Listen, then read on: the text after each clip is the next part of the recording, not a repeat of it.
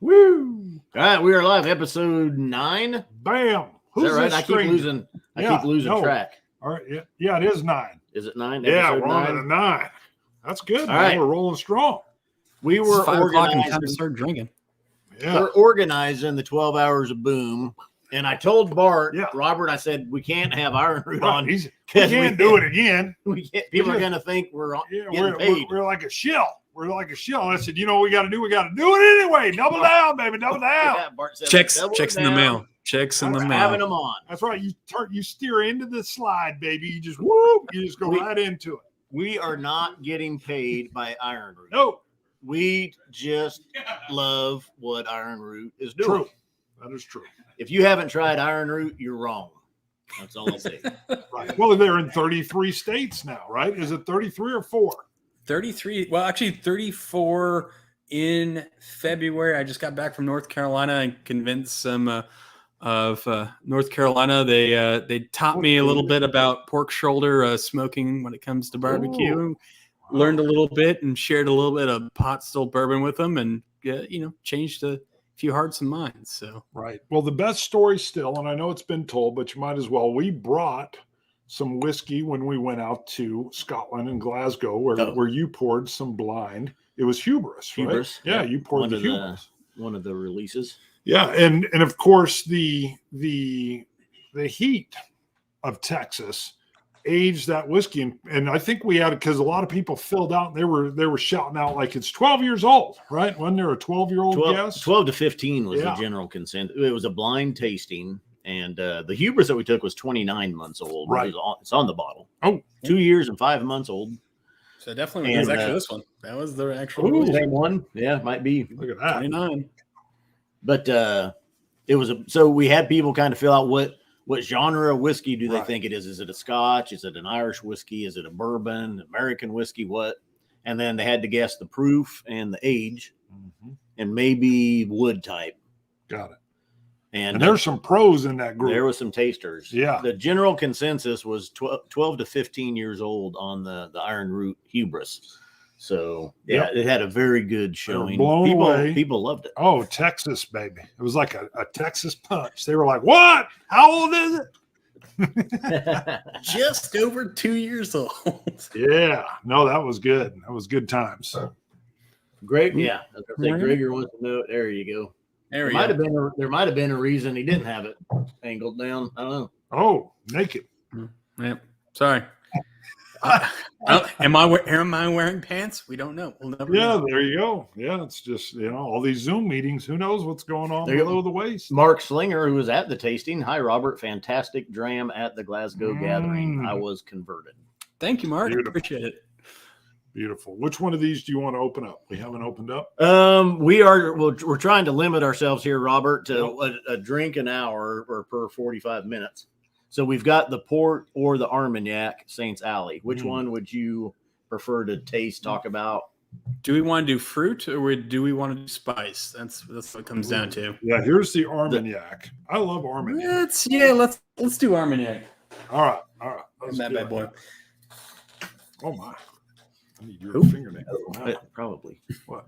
Peel somewhere. I got it. I had it. Does it? I had it going. I don't know about the peel. You should have tasted it. Opened it. I should have tasted it. Yeah, we ain't fighting yet. Look at this. Yeah, look. Right. Scout's reaching in. Oh, there was a little pull tab. Oh, yeah. Look at that. Well, poor Scout's. I'll get one for cousin Shane, who has arrived, is in the background. Ah, damn it! Woo! Look at that. What's up? Oh, we better get There we him go. set up Yeah, over there. he's got to get. Oh yeah, we'll get something on that. He'll be ready for the next one. Before Look at that. we get into Saints Alley and talking about what that is, I do want to Another one? continue a conversation that Colin was having in the last one, talking about the Good Deeds malt whiskey. It is a blend of a bunch of different American single malt distillers, including Colin, Santa Fe, Balcones. A lot of the guys are doing some really great stuff here. It's a bottling that they did specifically to raise money to promote diversity within distilling. Jump on Sealbox, grab a bottle. It's absolutely delicious, really fun.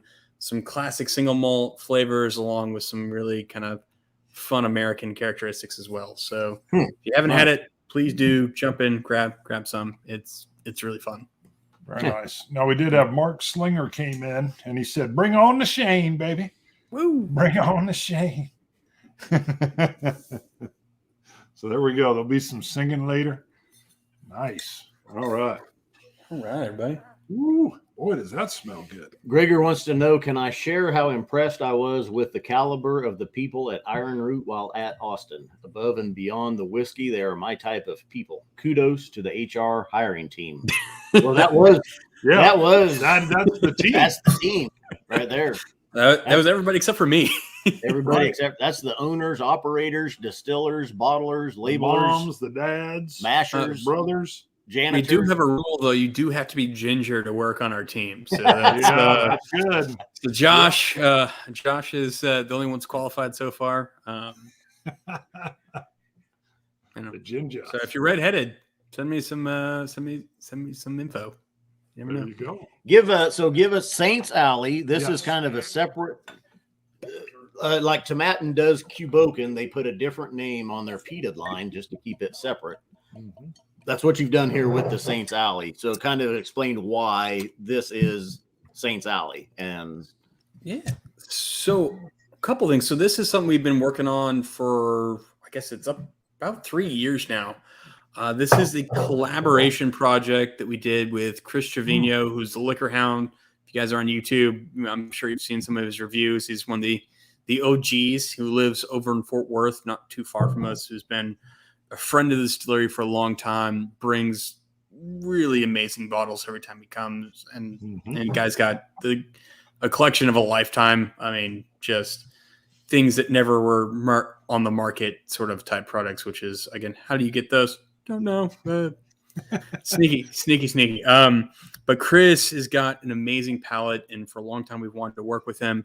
And so one of the things that we bonded together with early on was he came up and brought a bunch of rums up to the distillery and was like, hey, if you guys ever decide you want to make rum, let's look at everything rum has to offer.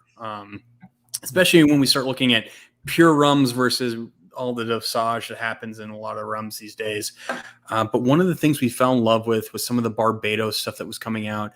That's a blend of pot still and column still spirits.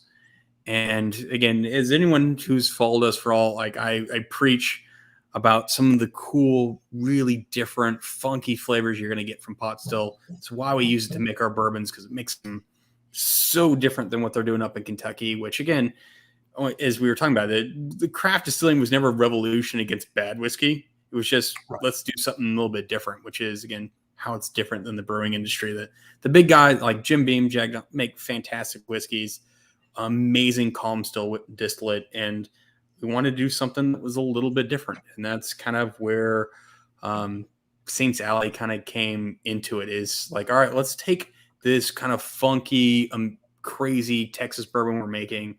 Let's blend it with some more traditional column still distillate out of the Midwest. In this case, it's going to be, these first batches are from MGP. They're high ride.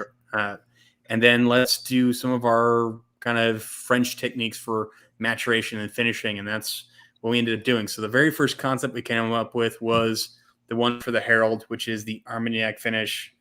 Again, I talk about brandy constantly amongst everybody. Armagnac's one of my favorite things in the world, and it pairs amazingly well with bourbon. It's got those dark, deep flavor profiles, that cinnamon and clove, and the length and just oiliness that comes from Armagnac's amazing, and it does amazing things to bourbon. So this particular bourbon is going to be a 6-year-old high rye MGP blended with Bloody Butcher corn, 4-year-old bourbon from Ironroot, and then finished in Armagnac casks. So Scott loves the Bloody Butcher, baby. Oh yeah, that's one of my favorites. So yeah, so fun, super different. Again, something really different from us than what we've ever done before. But again, the reason why we did Saints Alley, number one, the name comes from, it's actually the alley that our other barrel warehouse is located on. And then we wanted to make sure that when people saw the bottle, that it was very distinctively not Ironroot on the front, because we don't want people to have the impression that it is something that we distill 100% on site. We wanted to make sure that in order to even see that we're involved, you have to flip it to the back and actually read the story of what's going on, of what the blend is and how we made it. So Again, transparency in marketing. Who would have thought? Yeah. And kudos on that, really. Yeah. And keeping it at 50%. Yeah. Actually kind of low for Ironroot, but still a great ABV. That's funny too. Yeah. 50%, little low for Ironroot. Yeah, what are you doing? We had to leave a room for us to do some cast strength stuff in the future. So we had 107 was for the Herald was what we wanted to release that guy at. The Port and Cognac's 100 proof, but I think as low as you'll ever see anything from Saints Alley come out, just because it's all about the oil, all about the mouthfeel, and below 100 proof you ain't gonna get it with American whiskey, at least. So Beautiful spicy nose. Like ginger. Well, the thing you said fruity though for the port, or did we want to go spicy with the Armagnac? But I still get just a bunch of fruit on the nose, even. Oh yeah, I mean you've had the Bloody Butcher corn from us, it's a big fruit bomb. So again, we like to joke that what we do is corn eau de vie rather than whiskey, because it's all about how do you preserve that corn character, the fruit profile, all the kind of crazy things those heirloom corns are coming through. And that was a big thing we wanted to make sure came through in this. That felt and has some of the cleanness that you get from column still spirit, but still has that kind of fruit and that kind of richness of the pot still. Yeah. I mean, I don't know what your sourced 6-year tasted like pre adding the Bloody Butcher to it, but it's a wonderful combination. Yeah. Thank you. It is. I tell you what, we got the 6. It was about 4.5 when we got it originally, and we pulled it. The first samples out, we pulled it out, and just the lightness of the color just was so striking to us. Was how again we talk about the difference between Texas and some of the other climates, but when you see a 4.5, 5-year-old product come from the Midwest, and how light it is at cast strength versus the 18-month-old Texas whiskey in the corner that we have, it's striking what the difference is oak color wise and profile wise. So, can you say kind of what is the ratio, or roughly kind of what's the ratio of yours and theirs? So for batch 1, it was right about 90% of NGP, 10% Ironroot. Wow. So we wanted to make sure just that. Oh yeah. The influence at 10%, I would have guessed it was 50-50. No. 10% of that is Ironroot. Well, that's because the power. Woo! The power. The whiskey power from Texas coming in. That's amazing. It is, actually. As a distiller, we talk about all the time that we have so much fun playing in our own barrel warehouses, but the secret dream of every distiller is to go into someone else's warehouse and play around. And that this last year, that's what we've been able to do. So we've had Saints Alley that's come out, which is again us playing with a lot of Kentucky, Indiana, Tennessee style whiskeys, and then we also have had Grayson that's come out this year, which is a friend, Nico Martini, who wrote a book on Texas whiskey. It's his brand, but charged us to play around with blending different Texas whiskeys. And the trust that Balcones and Lone Elm have placed in us to allow us to kind of choose different barrels out of their warehouse has been so much fun. Again, we have so much fun with the guys down at Balcones. Can't talk highly enough about them and what they do. But again, just to let someone freely roam kind of what you've got in the warehouse, and hey, what's this one? That's a weird yeast that we tried one time to see what it would do, and just kind of for us to grab onto some of the kind of esoteric and weird things in the warehouses has been so much fun. Well, Tommy said we've got to get down there and tour Balcones down there. You would be amazed at what you're going to find in that warehouse. I keep telling Scott we got to get an RV. Then we can go down there. Not to distillery. You said no distilleries, though. Oh no, we can go in Balcones. We can go to distillery. Oh yeah, well that'd be part of the trip. You'd be surprised. You just got to get one that's a little bit taller for you. I think is where you're going to be at. You need that 8-foot clearance. Otherwise, I don't think you're going to be very happy in an RV. Yeah, no, it's got to be big enough that I can stand up. So I got to stand up in there, and I'll make some room. Hello. So we got Fraser, which is the name of one of my favorite distillers in the UK. I don't know if that's Graham, but you are 100% right. There's some amazing Armagnac. Again, I think even in the US we can find some 20 to 25-year-old Armagnac still for $80 to $90, and when you start looking at less than $5 a year for aging for a spirit, it's absolutely amazing. And any like Armagnac, once it hits 20, just becomes one of the most beautiful things in the world. Oof. Yeah. Yeah. It hits 20. And that's again the cast that we're selecting for this. It's all black oak, which is the crazy thing. Like, and I've tried to get Independent Stave to make some virgin black oak casts for us, and they swear they won't seal properly. I have a bunch of Gascon black oak from France that begs to differ, and that's real. Where I've got we're working on it at some level. I'm gonna finally punch through, I think, but that's one of the beautiful things about Armagnac. A lot of it, you have some in Limousin oak, which is really great, but the stuff that comes from that southern France, the Gascon black oak, is such a unique flavor profile. That's again, if you want to go to France, you let me know. We could do RV over there. That's right, RV through southern France. I like this. We could, man. Stay. We don't need a hostel. Cousin Shane and Whiskey Scout's going to have to go because we're going to need witnesses. Witnesses? I don't need any witnesses. I like to sleep in a Speedo. Look, now Robert's like, whoa. What flag's on it? We don't even need to know. We don't need to know all that. We already talked about that the Kansas flag does not look good on a Speedo. Yeah, it's just navy. It'd just be a navy color with a little seal. A little seal of the state and a sunflower on there. You don't need all that. So I'd take that top bunk area above the driver's compartment. That'd be great. So Scott would be driving the entire time. No, we'd trade off. I'll drive for like an hour and 20 minutes. Yeah. Yeah. Whiskey Scout says he'll drive. He's like an overroad driver. We got Whiskey Scout over here. My hip can't take it. Yeah, that's true. I can't drive. I'm a big My fella. back. Yeah, that right hip there. Woo. I'm already hitting 80. I mean, how do we fit all of the board games into the RV though? Come on. You should have seen Distilled. We had Dave Beck on talking about the board game called Distilled. I've already got it ordered. So look at that. Were you on the Kickstarter? No, but it's I've got my wife told me she ordered it, so or whatever Kickstarter thing is. So because I texted her once, I was like, please, this sounds like a great Christmas gift. I don't know. Oh yeah.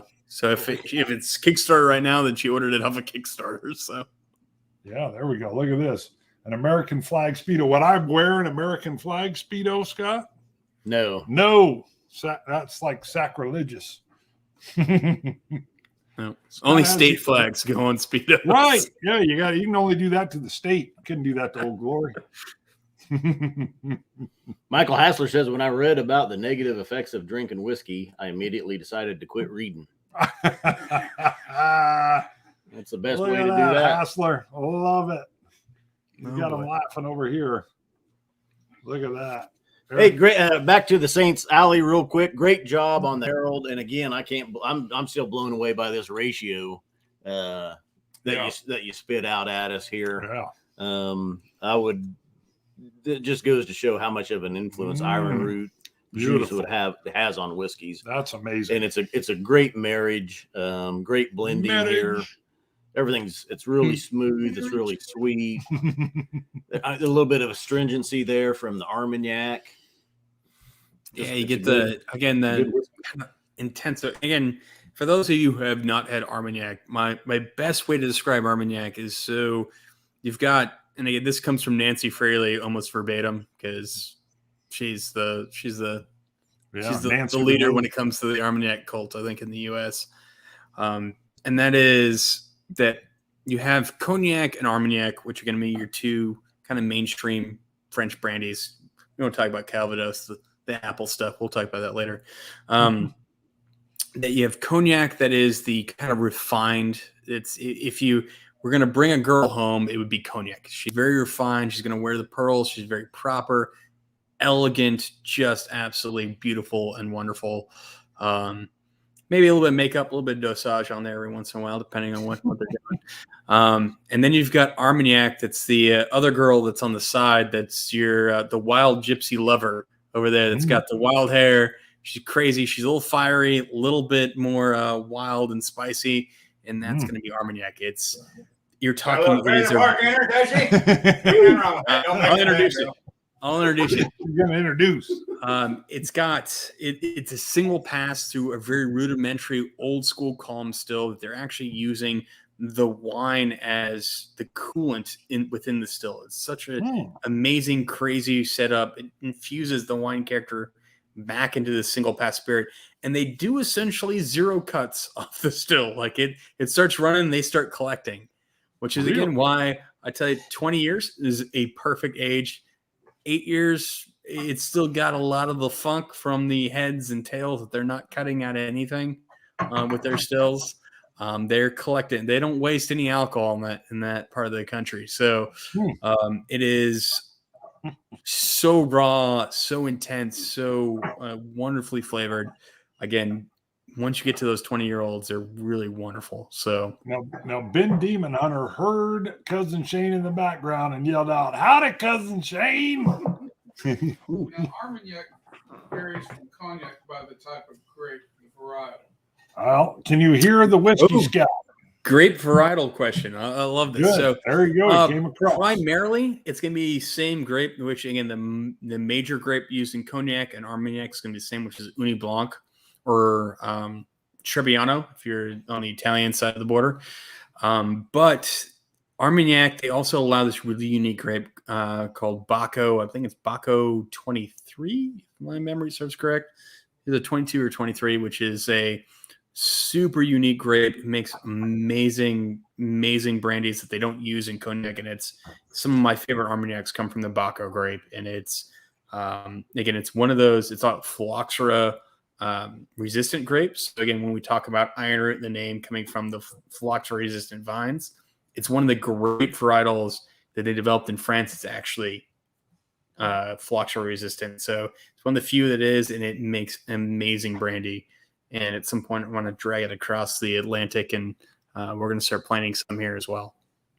Very nice. Hey, fight for sound. Quick ring-a-ding-a-ling. Ding-a-ling-ling-ling-ling. Hey, fight for sound. Super chat come in. Doing good, guys. Thanks. Thank you, Fight for Sound. Yeah, appreciate it. You.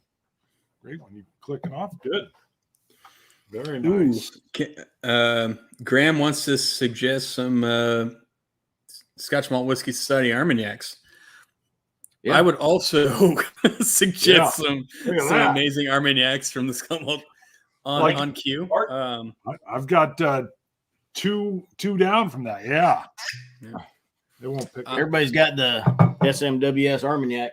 Mm-hmm. I'd also suggest, and I'm completely biased in every way when it comes to Armagnac, but you've got Vincent from Law and Cantata that's doing some amazing bottlings that are actually some we call dry shea, so dry warehouse Armagnacs that are coming over to the U.S. You see the stuff with the orange wax, some really, really cool, crazy stuff that he's made some really wonderful friends with. Also, Marc DeRose, some classic, amazing Armagnacs. If you want to get into Armagnac, the bottle to buy, again, biased completely, but is his 20-year Assemblage, which, again, generally Armagnacs are going to be vintage. DeRose does a few like blends, essentially, which is their Assemblage, and the 20-year Assemblage at $90 is one of the best buys on the market right now. Wow. And you can quote me on that one. It's fantastic. I poured a little bit more. I have to try a little bit, and I'll share this with you. You poured a lot. Yeah. That's a cast strength Armagnac right there. Bert gets carried away once in a while. I mean, but it's France. It didn't get too high proof. Come on. It's all only about 50, 60%. I know. This is 55.6. That's the problem. It'll sneak up on you. Yeah. Because it does not feel like it's very high proof.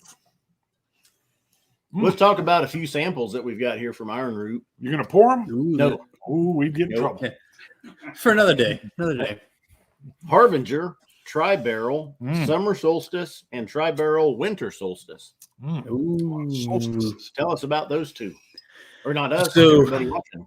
Tri barrels are gonna be some of the older releases that we do at the distillery. They're gonna be again, so some of the older pot still, which creates some really amazing flavor. Each season we try to capture like a really unique flavor. So we have both summer and winter are the two releases we do. The summer is actually the very first wheated bourbons we've ever released. Mm. And it's got some caramel malted wheat and also some ancient wheat called farro in it. So farro's got einkorn and emmer and spelt in it. It's really crazy good. Honeyed, lighter fruit. It's a much lighter profile for the summer. Again, when we get to the winter, that's when all the dark, heavy stuff. So that's where all the European oak's going to be going. It's our purple corn mash bill is going to really reign supreme in that particular blend. And it's all, again, we're talking 4 to 7 year old bourbons in that particular blend. And it's one of my favorites my brother's ever done. So don't tell him you're going to give him way too big of a head. But the winter coming up is pretty spectacular. Wow. I did try the summer one with that wheat in it and down there at Austin, and it was pretty tasty.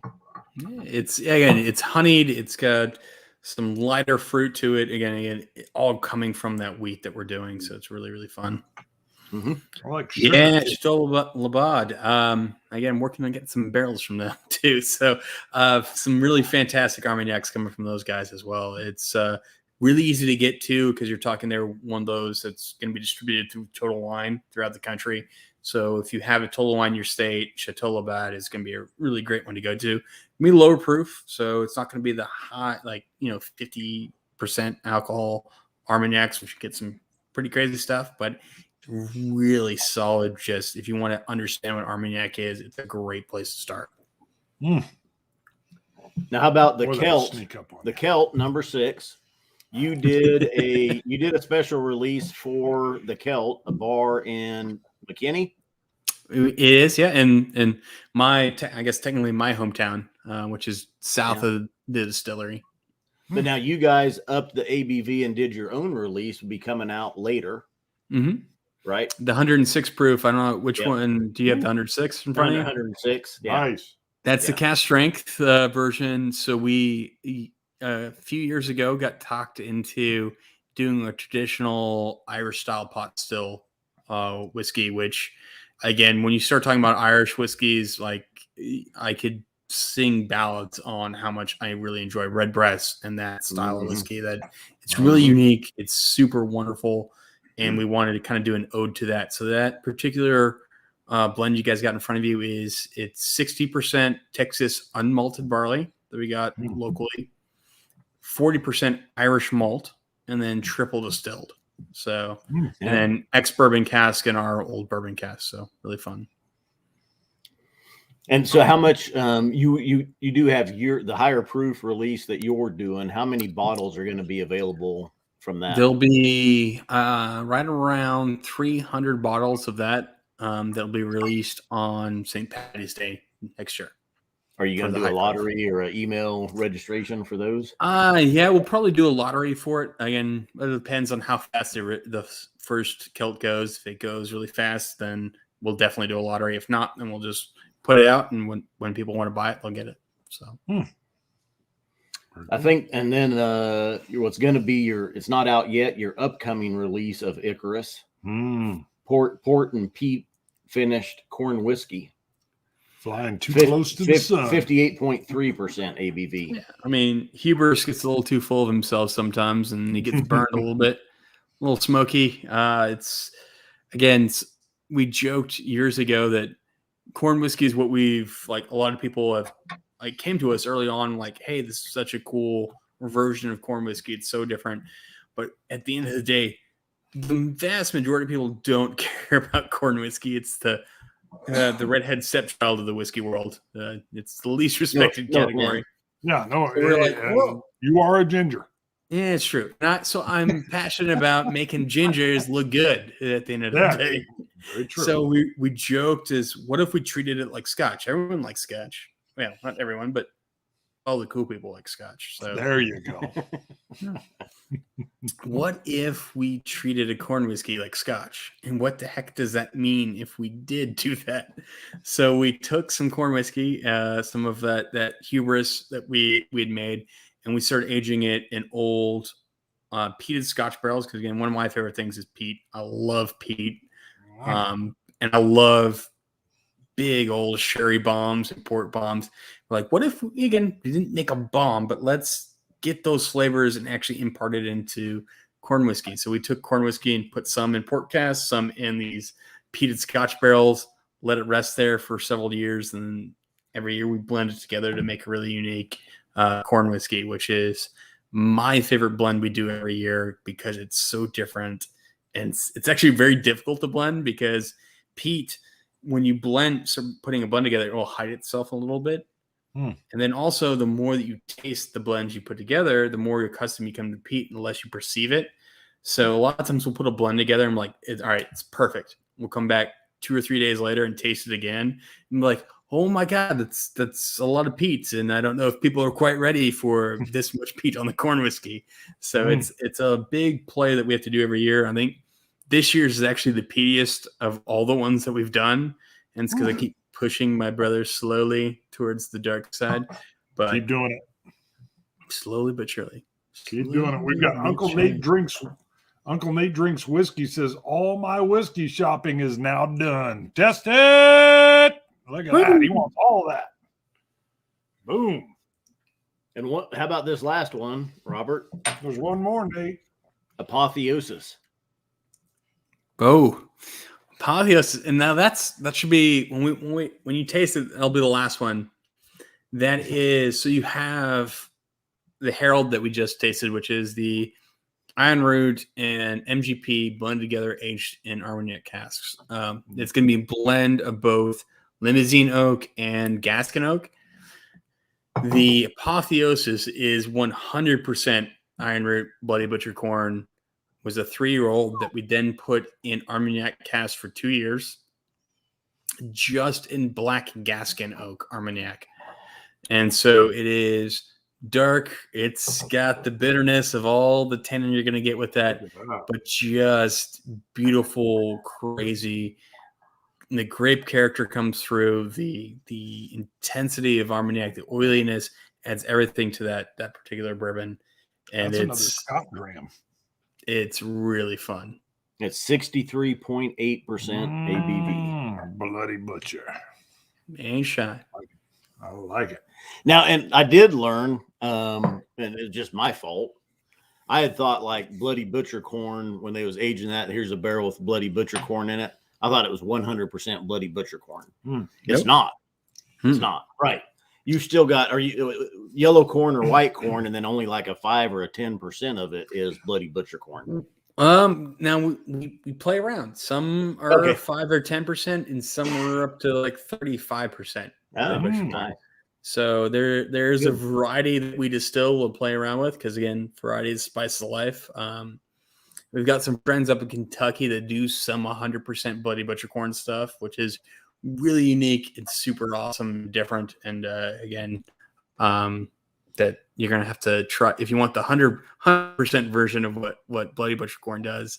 They're gonna be the guys to go to. But we always use those heirloom corns as kind of a flavoring grain. We love what they bring to a whiskey, but generally we like to try to play around with how to temper those flavors and kind of introduce traditional, and we want traditional and new flavors kind of working together. So that's why we typically do anywhere between 5 to 30%, depending on what we're trying to achieve those barrels. And sometimes Jonathan plays around, didn't even tell me, and so I'll have to taste. I'll taste the spirit coming off his still, and I'm like, "What the heck is this?" And he's like, "Well, that's the 30% version." And I'm like, "Didn't even know we were doing that." So Nice. Yeah. Again, working with your brother. What are you gonna do? I love it. Let's see. Sniper had a question here for Robert. Did you say the oak is from Gascony, southwestern France? It is going to be southwestern France. It's right in the region that's going to be between, and basically you have that where Spain and France kind of hit. That's generally where that particular black oak is going to be from. There's a city called Condom, which again, it's a funny name to say all the time. It's where the Three Musketeers, the story of the Three Musketeers comes from. So if you go there, they have that. A lot of the forests around there are going to be black oak, which is again what we call a Gascon oak. Is what I'm referring to with that. Which is there's certain cooperages that make barrels from there, and they don't make a lot again there because they generally it's a couple of older gentlemen that have been doing it for 50 years doing it, and but there's nothing like the black oak from that region that I've ever had before. That was interesting. Top Shelf Dustin, he says he's noticed some MGP younger stuff finished can get really hit and miss. Yeah, we've had a lot of misses, I think, with some MGP stuff, and this is not a miss from Ironroot. This is a home run. And again, for us, I will tell you, we do quite long typically for finish compared to a lot of friends of ours that do, because you can play a very different game when it comes to finishing. A lot of people can look at that 2 to 6 week kind of period for how much flavor what you're going to do. We do way more long-term aging. So with the Saints Alley stuff, it's going to be anywhere from 6 months to just over a year. The Apotheosis is going to be like 2 year plus typically of what we're going to be doing on those. So I'm way more of a fan of longer-term aging than just a 4 to 6 week period, because I don't think the integration to me is not exactly what we're looking for flavor profile wise. Also with MGP, again, when you start talking like 2 to 4 year old MGP, it can be quite young and it hasn't quite put everything together.